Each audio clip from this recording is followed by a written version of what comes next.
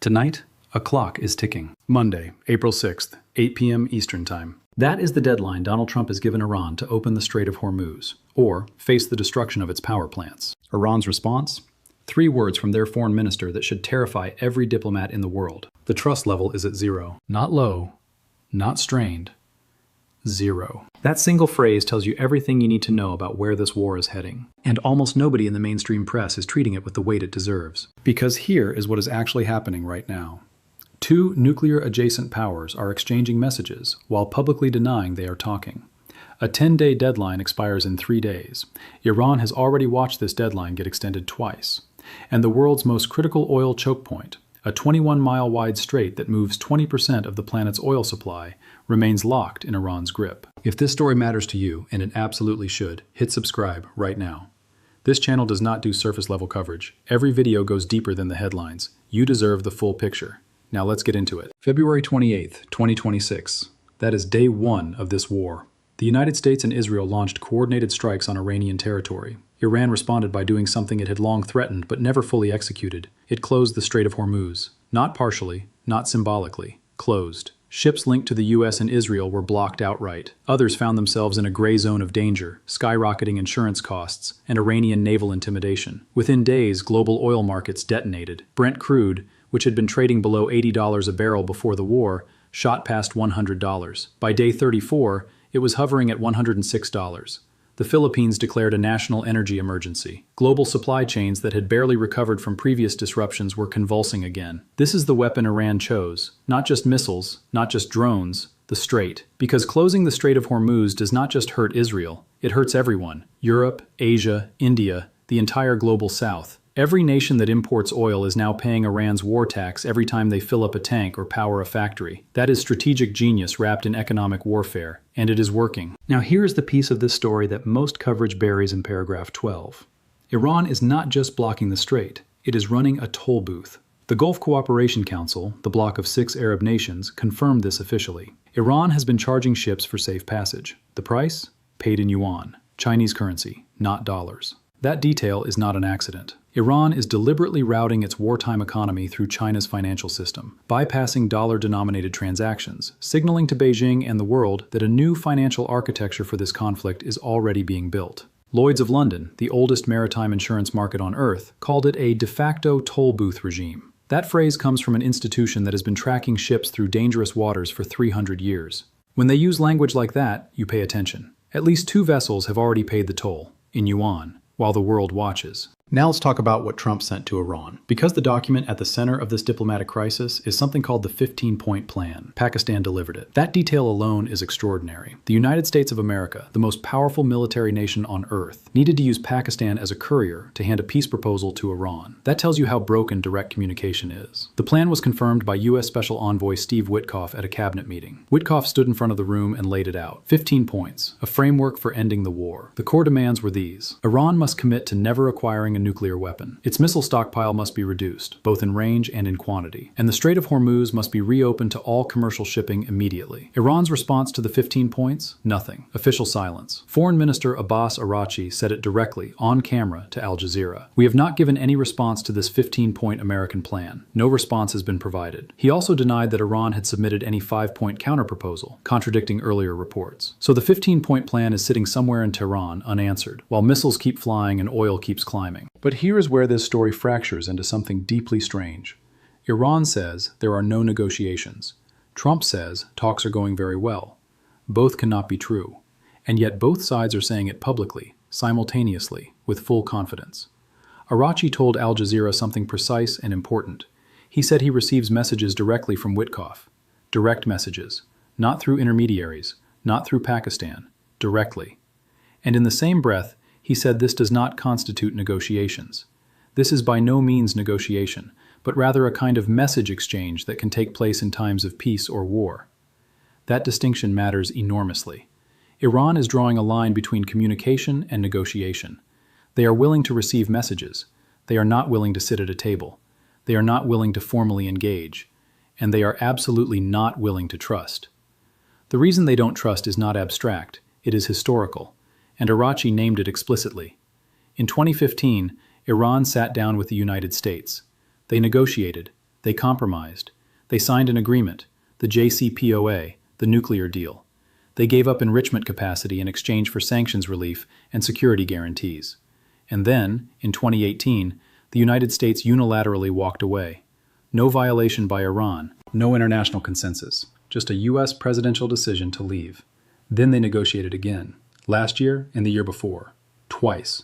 Both times ended in military strikes. 3 times Iran entered diplomatic processes with Washington. 3 times the outcome was worse than when they started. That is not paranoia. That is a pattern. And Araghchi is not just citing history for rhetorical effect. He is explaining why the trust level is at 0 is not a negotiating position. It is a documented conclusion. Now let's examine Trump's side of this equation, because Trump is not operating with a single, coherent message. He is operating with several contradictory ones, sometimes within hours of each other. On March 22nd, Trump threatened to attack Iran's power grid within 48 hours if the strait was not opened. 2 days later, he extended the deadline by 5 days, citing good and productive conversations. Iran denied any conversations took place. Then, on March 26th, he extended again. 10 more days, until April 6th.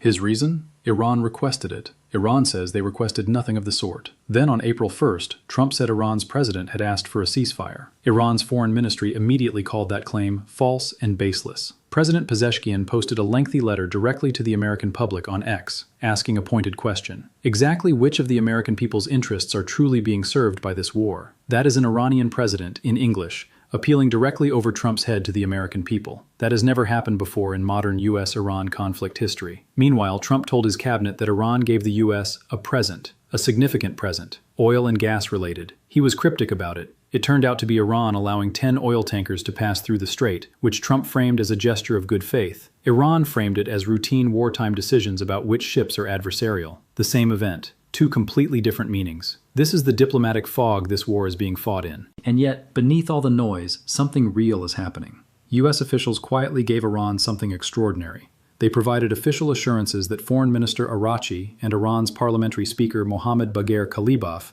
would not be targeted in strikes. This was confirmed by 3 separate officials speaking anonymously. You do not give a country's top diplomat a no-kill guarantee if you genuinely believe there are no talks happening. That contradiction is the most honest signal in this entire story. Words say, no negotiations. Actions say something else entirely. Now let's talk about the nuclear dimension, because this is the part that makes the April 6 deadline feel genuinely dangerous. Witkoff stood in front of the U.S. cabinet and said something that landed like a grenade. He told the room that during meetings with the Iranians, he heard the following. Iran believes it has the inalienable right to enrich uranium. And then he dropped the specific number. Iran possesses approximately 460 kilograms of 60% enriched uranium. Enough material, at that enrichment level, to build 11 atomic bombs. 11. That number is not classified. It has been verified by IAEA monitoring, though Iran's relationship with the IAEA has deteriorated significantly since last year, when the agency declared Iran in breach of its non-proliferation obligations. Iran has not built those bombs yet. The step from 60% enriched uranium to weapons-grade 90% material is significant but not insurmountable. For a nation with Iran's technical capability, it is a matter of political decision, not technical limitation. The U.S. core demand is that Iran commit to never crossing that line. Iran's core position is that enrichment is a sovereign right. Those 2 positions have no overlap, no Venn diagram where they meet, and a 10-day deadline does not create overlap where there is none. Here is what happened to the Strait of Hormuz in the weeks since the war began. This is the economic catastrophe that does not fit neatly into missile counts and casualty figures. Before February 28th, roughly 20% of all globally traded oil and natural gas moved through that 21-mile channel daily. Supertankers, LNG carriers, refined product ships, the circulatory system of the modern energy economy. Now, the flow has been reduced to a trickle. Some days, no oil tankers cross at all. The days that do see transit involve small numbers, often bulk carriers or vessels from nations that have negotiated separately with Iran. Brent crude has surged more than 40% since the war started. The Bank of America has projected it will remain elevated through the end of the year, regardless of how the conflict resolves. That is because the infrastructure of confidence that makes global shipping work has been damaged. Even if the strait opens tomorrow, insurers will take months to reassess risk. Shipping companies will rebuild routes slowly. The damage to supply chain trust is not fixed by a ceasefire announcement. Gasoline prices in the United States have crossed $4 per gallon for the first time in more than 3 years. That number is not a foreign policy statistic. It is a domestic political crisis waiting to detonate. And Trump knows it. Every week the strait stays closed is a week the economic pressure on his own voters intensifies. That is why the April 6 deadline exists. But here's the problem with deadlines that keep moving. When Trump first threatened to destroy Iran's power plants, he gave 48 hours. He extended it 5 days, then 10 more. He has now extended the same threat twice without firing a shot. Iran has watched this. Iran has noted this. And Iran's parliamentary speaker, Mohammad Bagher Khalibaf, spoke about it with a coldness that should make Washington uncomfortable. He said Iranian forces are waiting for American soldiers to enter on the ground so they can set them on fire. That is not negotiating language. That is daring language. Language designed to be heard by a domestic audience and an international one simultaneously. Language that says, we do not believe the threats, we do not fear the deadline, and we are not going anywhere. Araghchi went even further. When asked if Iran was prepared for 6 months of war, his answer was 2 words, at least. Now factor in what is happening on the ground militarily. Because diplomacy does not occur in a vacuum. The US and Israel have conducted more than 13,500 sorties since the war began. Israel has killed the head of Iran's Revolutionary Guard Navy, Commodore Alireza Tangsiri, along with the country's naval intelligence chief in targeted airstrikes. Iran's air defense infrastructure has been systematically degraded. Its command structures have been hit. Isfahan was struck. Tehran has been bombed repeatedly. And still the missiles keep coming. Still the Strait of Hormuz stays closed. Still Araghchi sits down for interviews and says the trust level is at 0.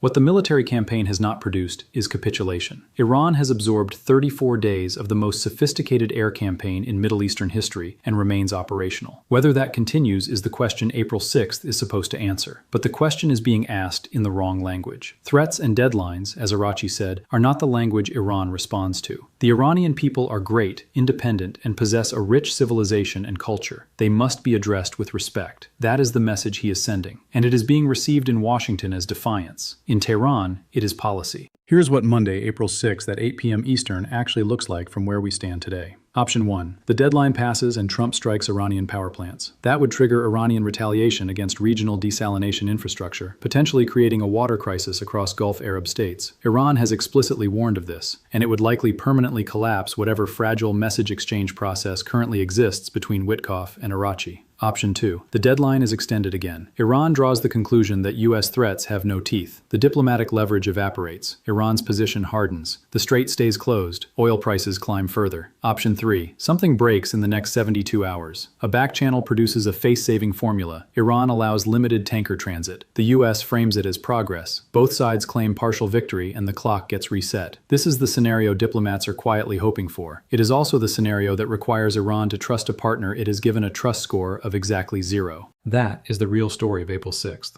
It is not a story about missiles or oil prices or military sorties. It is a story about whether two governments that have spent 47 years building walls of mutual distrust can find enough common ground in the next 72 hours to prevent the next escalation. Trump says talks are going very well. Iran says the trust level is 0. One of these statements will be proven right on Monday at 8 p.m., and the rest of the world will find out which one along with everyone else. 28 American service members and thousands of Iranians have already paid the price for the gap between those two statements. The question is, how many more before the gap closes? April 6th is not just a deadline. It is a verdict on whether words can still stop what bullets have already started.